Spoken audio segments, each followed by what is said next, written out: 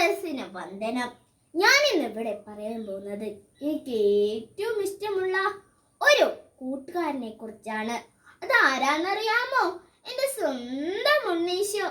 ദൈവം നമുക്ക് വേണ്ടിയാണ് ഉണ്ണീശോ നയിച്ചത്. മനുഷ്യനായി ജനിച്ച ദൈവപുത്രനാണ് ഉണ്ണീശോ. ഉണ്ണീശോ എവിടെയാ ചിരിച്ചെന്നറിയാമോ?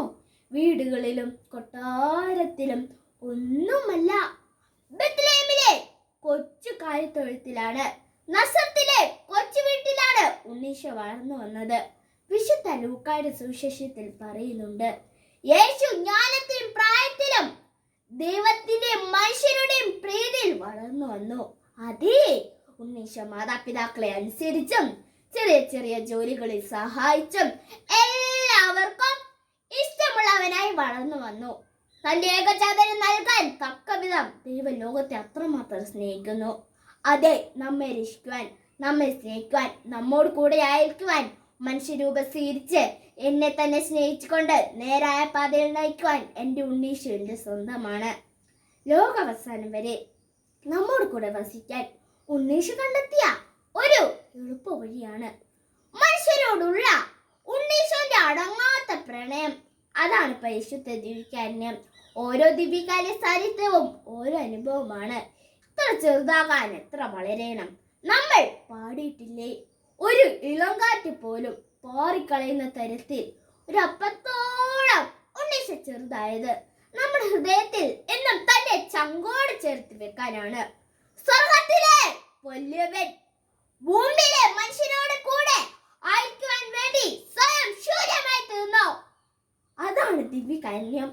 ഓരോ ദിവ്യകാരുണ്യ സാന്നിധ്യവും ഓരോ അനുഭവമാണ്. അനുദിനം ഒപ്പം മരിക്കുവാൻ അപ്പത്തിന്റെ രൂപത്തിൽ നമ്മുടെ ഇടയിലേക്ക് കടന്നു വരുന്ന ദിവ്യകാരുണ്യ ഉണ്ണീശോയെ സ്വീകരിക്കാൻ ഞങ്ങൾ കാത്തിരിക്കുകയാണ്. ഉണ്ണീശോയ്ക്ക് അതിലുമേറെ ഇഷ്ടമുണ്ട് കുഞ്ഞുങ്ങളായ നമ്മുടെ ഹൃദയത്തിലേക്ക് കടന്നു വരുവാൻ. നീർന്ന കാത്തിരിപ്പ് കൂടുതൽ അനുഗ്രഹം നേടിത്തരും. കാത്തിരുന്ന് കിട്ടുന്ന സമയം വളരെ പ്രഷ്യസ് ആണ്. സ്വീകരിക്കാൻ പോകുന്ന ആ പ്രസിംഗ് ഗിഫ്റ്റിനെ കുറിച്ച് നമ്മൾ ചിന്തിച്ചിട്ടുണ്ടോ? അതാണ് വിശുദ്ധ കുർബാന. അത് കൂദാശകളുടെ കൂദാശയാണ്.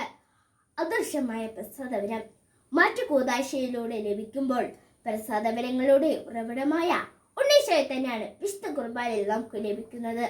ഏറ്റവും നല്ല കൂട്ടുകാരനായി ദിവ്യകാരുണ്യ ഉണ്ണീശോയെ നമ്മൾ ഹൃദയത്തിലേക്ക് സ്വീകരിക്കണം. ചങ്കായ ചങ്ങാതിയോട് പറയുന്നത് പോലെ ഉണ്ണീശോയോട് നമ്മൾ പറഞ്ഞു നോക്കണം. അപ്പോൾ ഉണ്ണീശോ നല്ല കൂട്ടുകാരനായി തീർന്ന് നമുക്ക് അനുഭവിച്ചറിയാം. എൻ്റെ കൂടെ കളിക്കാനും ചിരിക്കാനും എല്ലാത്തിനും ഉണ്ണീശോ എൻ്റെ ഒപ്പമുണ്ട്.